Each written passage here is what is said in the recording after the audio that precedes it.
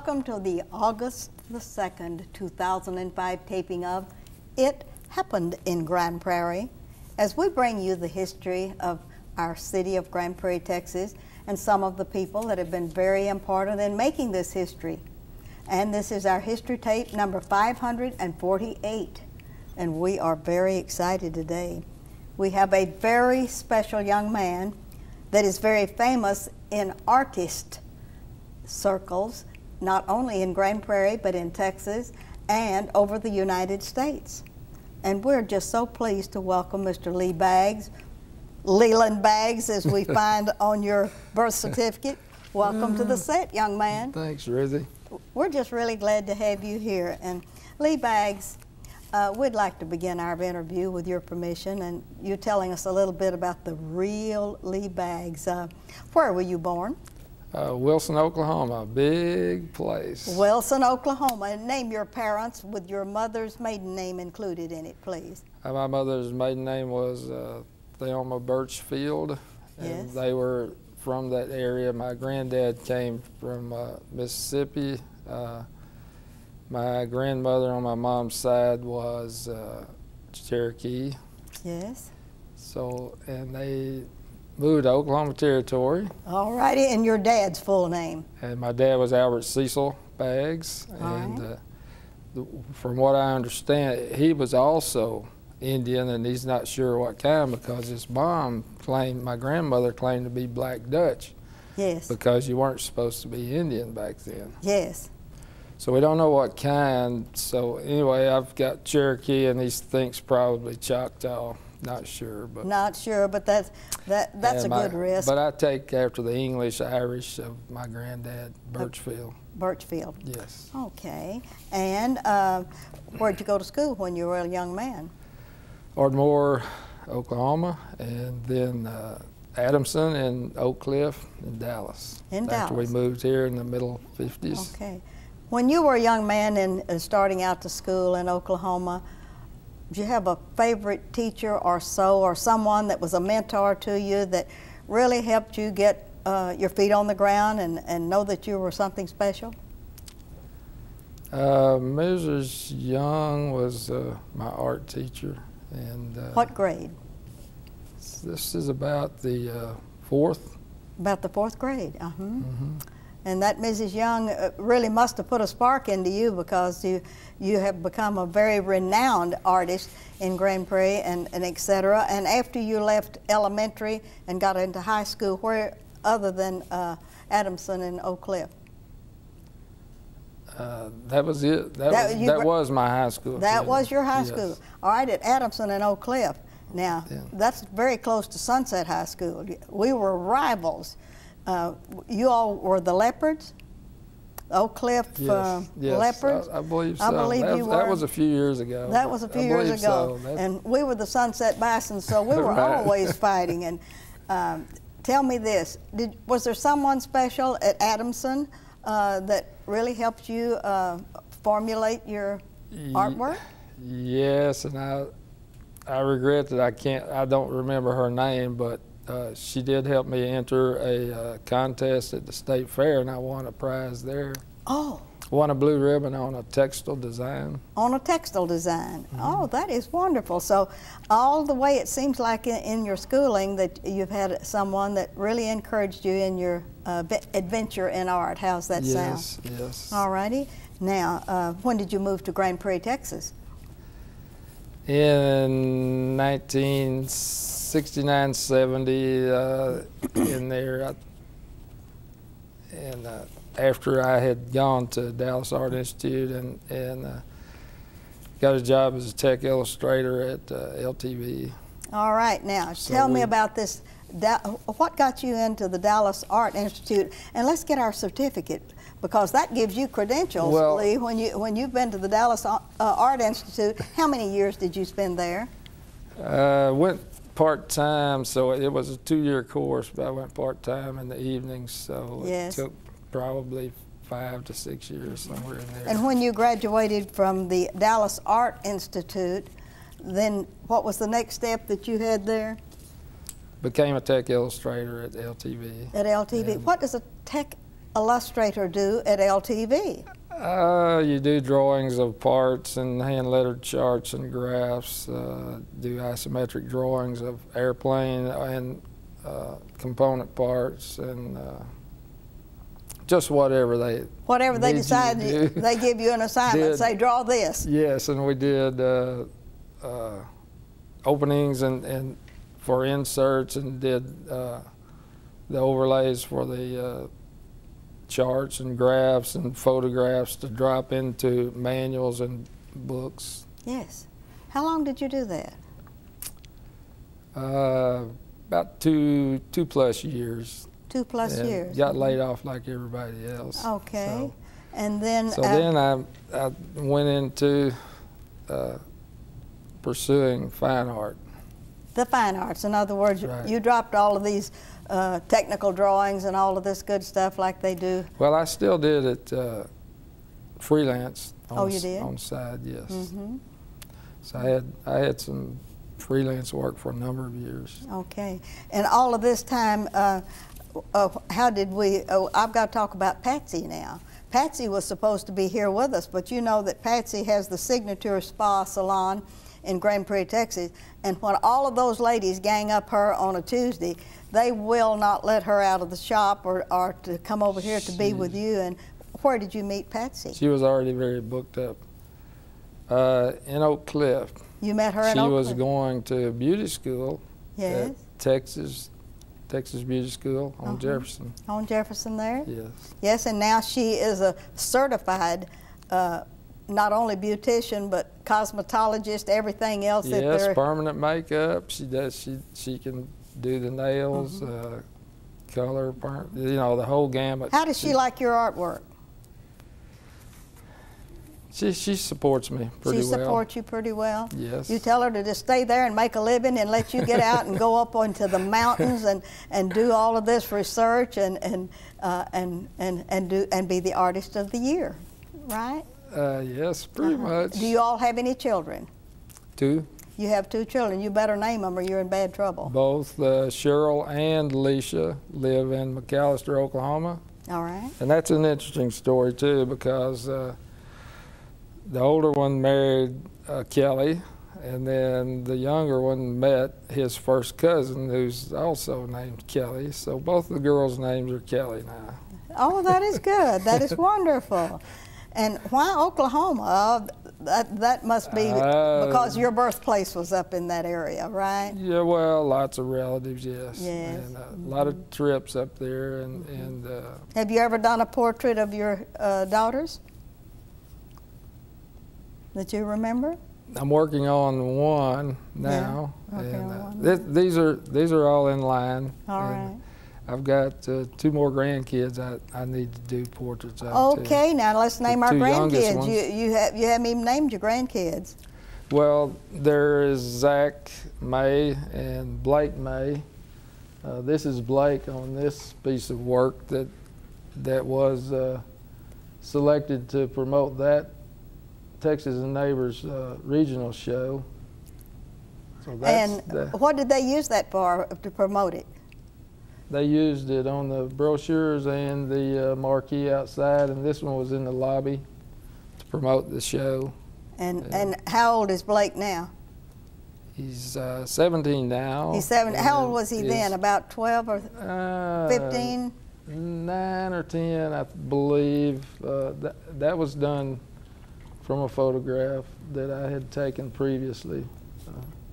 And that was an oil painting, but this is the print because Blake has the real thing, doesn't he? That real portrait. Oh, I think that is just wonderful. Is that, what's hanging on that? Is that a medal? Yes, I won 3rd place in that regional show with that painting. And where was this regional show held? The main art gallery in Irving, Texas is the host. Host. And Exxon and other corporate contributors help fund that. Oh, that is wonderful. Now we want to talk a little bit more about some of these other paintings. Was that one of the first works that you had that earned you an award or a salute? Or? It was one. Yes, it was. It was one of my first portraits Now tell me all of the different mediums that you work in, like charcoal. Well, I've pretty much done most everything. I've done pen and ink drawings, pencil drawings, scratch board, which is you put the ink on and then scratch the ink off to show the white, and pastel, watercolor, oil. Do you do acrylics? Casein, which is similar to gouache. It's a dairy-based binder that they use. What's your favorite of all? Oil. Oil. Takes a little bit longer for it to dry, and you can kind of work it. Why? Why oil? I can't explain that. It's just it just suits you better. It's so challenging, actually.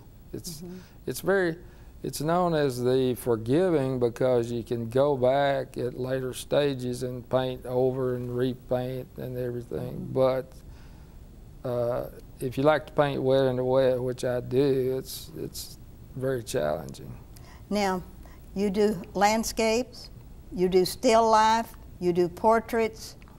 Pretty much, I really... Just anything that you want to paint, you just... Yes, I really, I'm not, this is not to boast, but because it's a God-given talent, which must be pursued and developed, but I really haven't tried to paint anything that I haven't been able to paint, so... What's your favorite of all of those different types, whether it would be the landscape, the portraits, or which one's the hardest? The hardest, my passion, landscape. Landscape is a series of planes, and you must have everything in the right value, the right color, the right gradation. You lose color intensity as you go back, and it's grayed down, things get smaller, the edges become softer. There's so many challenges in landscape that you've got to have everything just right. Let's look at your 2000 to really make it successful. Let's look at your 2002 art competition landscape right over your shoulder there. Has that gorgeous tree. All of that looks like out in Arizona. Where did you do this? It was Grand Canyon. That was at the Grand Canyon. Beautiful day, a beautiful place. Yes. And that particular painting was recognized in 2 magazines. You'll have to look this way to let me and talk to me about it, because I can't pick up your voice. That particular painting was recognized in 2 magazines by the international artists, and it placed in the top 50 finalists in the Artist magazine of over 3,000 entries. So it turned out, I can't complain about that one. No, and where was this shown? Where was it? You send in the slides. Oh, you do. You send in the slides. Okay, now tell me this. How long did it take you to actually paint this, from stretching the canvas until it was finished and you decided that was the end? Well, by the time you put it aside and come back, you look for things that aren't quite right, and you want to fine tune it and everything. You can put 40 hours in one. At least? Yes. How long did it take you to decide where you were going to do this, and did you actually go to Arizona to do this and sit here, or did you find a picture or something? How did you get your idea? I did that from a slide that I took. You took a slide when you went to the, okay. Now that's the wonderful, beautiful outdoors in the United States, but now... We had been on vacation there, and I took bukus of rolls of slides. And that was perfect, wasn't it? Yes. All right. Now, let's get to another one of your winners that's right behind you there. And tell me about that. That sure did get a big award ribbon. Let's talk about this painting. This one, Actually, that's my gold medal winner there. And, now, what's the difference in winning a red ribbon? Best of show. Best of show. So it's been good for me. And this is a gold medal, and you actually did receive a gold medal? Yes, I didn't bring it, but it's a pretty good sized gold medal in a jewelry thingy, velvet jewelry box. Yes. that opens up with satin lining, you know, and Yeah. all this. But and where was this done? This was in Dallas. This was in Dallas. And where did you get your idea? The show was actually at North Park. All right. Oh, the lady was a place. This is entitled "Woman at Isla Mujeres, Mexico," which means Island of Women. Yes. And it's across from Cozumel, right. Cancun area there. Yes. Take a ferry out there, and we were on the ferry that afternoon, waiting to ride back over to the mainland there. Yes. And she and a friend were standing on the dock, and I thought, well, that's the most striking looking woman I've seen in a while. Yes. And I have no idea who she is. I just thought she was extremely striking. Yes. And I love the bone structure, the pronounced features, the healthy look, and then you've got to wonder what she's thinking about as she's looking across the water there. Yes. And you just took the photograph? Yeah, she doesn't know. I don't know who she is. So. Yeah. That's wonderful. And she's become famous here. She's on television and doesn't know it, right? Right. That is really great. And you have not only got a gold medal, but you got a buku of ribbon collection there to add to the best of show. How did this fall in the line of your awards? With your grandson as kind of #1, was this #2 or was it #3 down the line? Ooh. What year? Oh, you're talking about time-wise. Yes. Okay, I didn't. This finished about 1.5 years ago. Okay. I had worked on it and put it aside. It really didn't work like I wanted Didn't to suit for you? me, and got back on it probably about 1.5 years ago. Okay. Now, you and I have one here. Let's talk about this one where you and I can pick this up very carefully and see if we can get a shot of this. And where is this? This is, I went on a trip with some outdoor, a group called the Outdoor Painters Society. We went up to Ouray, Colorado, which is up by Telluride. All right. And this is along the highway. I went up there by myself, and I'm driving back, and I see this river along the highway, probably up around Silverton, somewhere up in there. All right. And I pulled off, finally found a place to pull off, and I walked back and forth, and I found this spot. I took several slides, and so this is on the way to Ouray, and I won a special award on this in a annual juried show. In a juried show. But it's most all your awards are juried shows by national jurors. Yes. You know, very, very prominent artists. And where was this? You received this award at what art show? This was in Irving. In Irving. Okay. And Irving is very, very big in the arts. In the arts, plural. yes, they are. And they have lots 2 or of 3 big bucks to put into facilities, it. and there are corporate sponsors. Does this have a name? On the way to Ouray. On the way to Ouray. Okay. Of all of the things that you've done, which is the favorite of your sweet wife? Oh, probably Blake. The one with the grandson? Yes. Okay. Now, since you've given us the oil treatment, let's have a little bit on this pastel treatment that you have here. Isn't that kind of hard to do? Isn't that kind of messy? Messy, yes, but I was challenged by a fellow artist, June Holloway, who lives in Fort Worth, and she and I paint with, she's a member of the Wednesday Painters group, which sometimes meets in my studio. This group meets in my studio. and we have shows together. We're having in September at the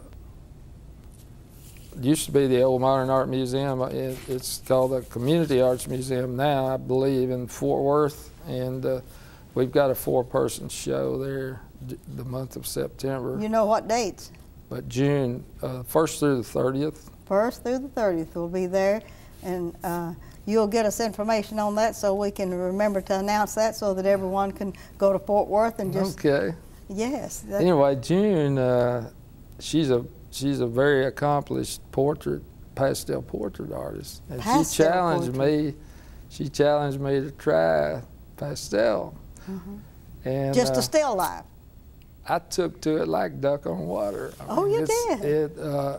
I never wanted to do it because it's so messy, but when you consider the fact that all of it can be messy, you know, and oil is messy.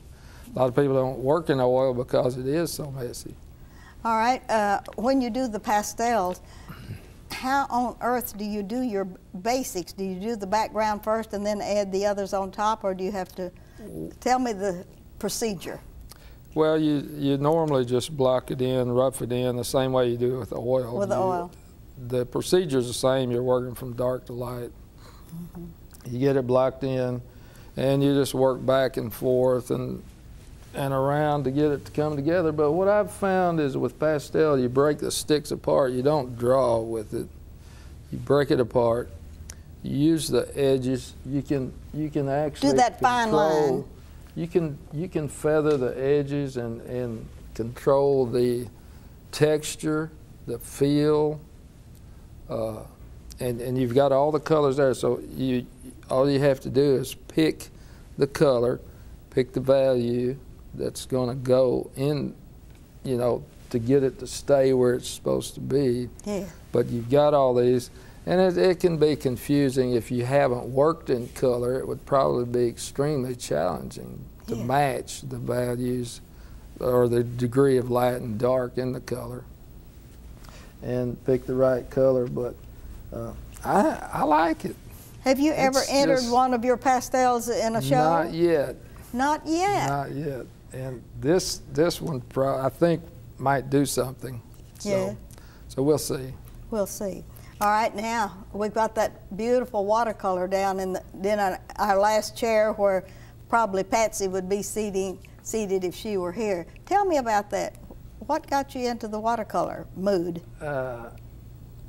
Actually, when I was a kid, I had this little, you know, those little praying pans of watercolor, and with a cheap 2-cent brush. Yes. And I tried some. Of course, life got in the way, and I later as an adult, I just wanted to try it. And what I've found is that it has a totally different feel, but that Series 7 Winsor Newton brush, that water coming off there, it's a very light feather touch, a flowing, really nice feel.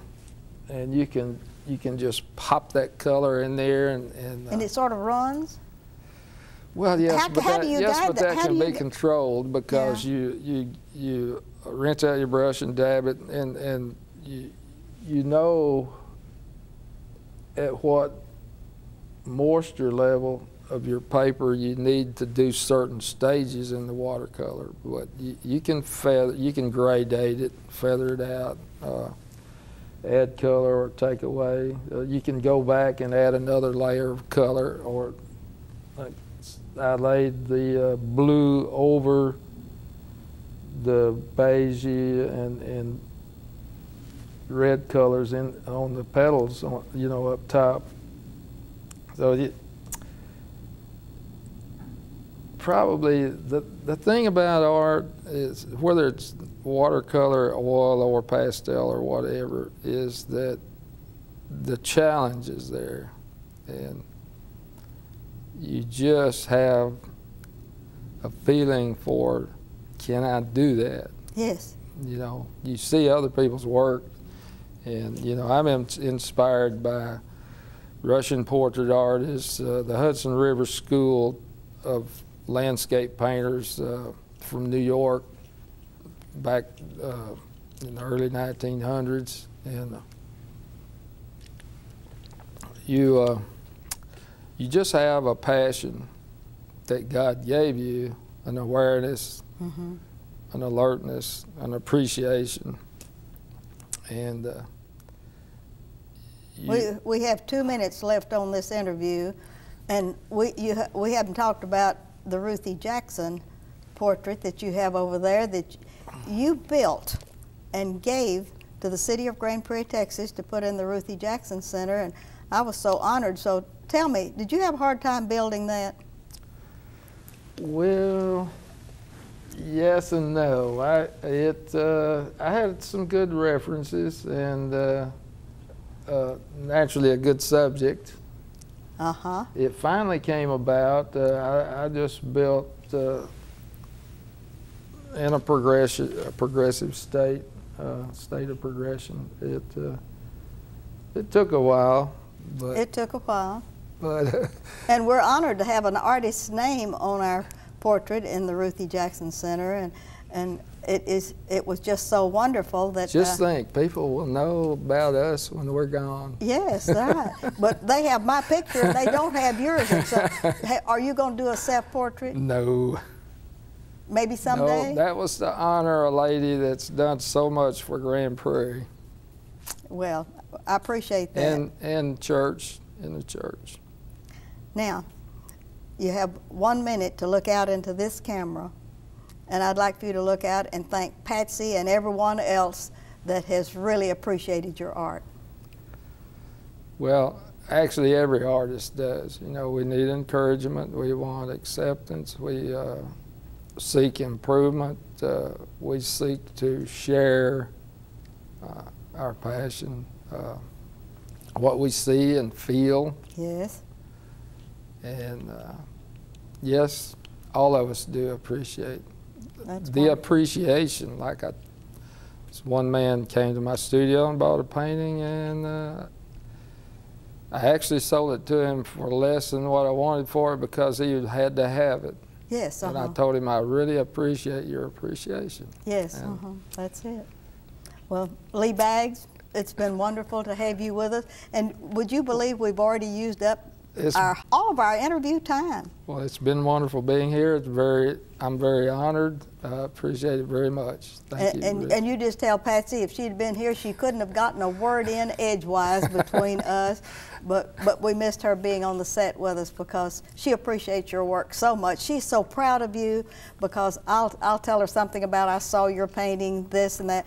Oh yes, and she just really holds it to her heart. And so I want to thank you especially for giving us the time and taking the time to bring all of your wonderful paintings, and wish you Godspeed with all of the work that you do. Thanks. Yes. And this is Ruthie Jackson reminding you that history is as we live and do, and that we document it.